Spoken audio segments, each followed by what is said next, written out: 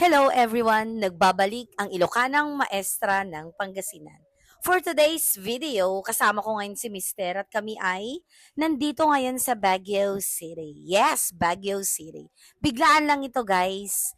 Gusto naming dalawin yung aming mga anak na si Ken at si Kyle. So ito, naglalakad na nga kami sa session.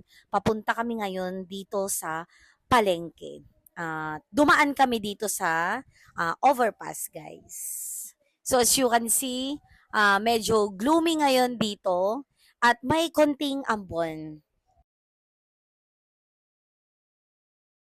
So dito, pumipili na ako ng chicken na aking lulutuin. Ang pinili ko palang part ng chicken ay syempre yung thigh part at leg part. And dito, bibili ako ng hipon. Oo, hipon. Kasi magluluto tayo ng buttered shrimp. Ngayon lang ulit pala ako nagpunta dito sa palengke kasi kadalasan dun na ako sa SM, sa Save More bumibili. Pero trinay ko ulit dito kasi na-miss kong pumunta dito sa palengke. By the way, nung college ako guys, dito ako talaga bumibili ng mga lulutuin naming pork, chicken, ganyan, mga isda, mga gulay. Kasi nga dito ako nag-aral, kami ng mga kapatid ko guys. And dito, pababa na kami at naghahanap na ako dito ng mga gulay, guys. Kasi mura dito sa part na to.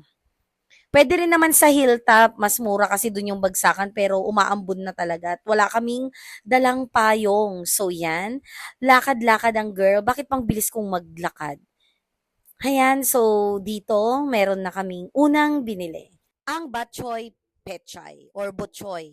O, tama. Paki-correct na lang ako guys. Baka mali yung nasabi ko. And dito yung bell pepper, 20 pesos lang pala yun guys.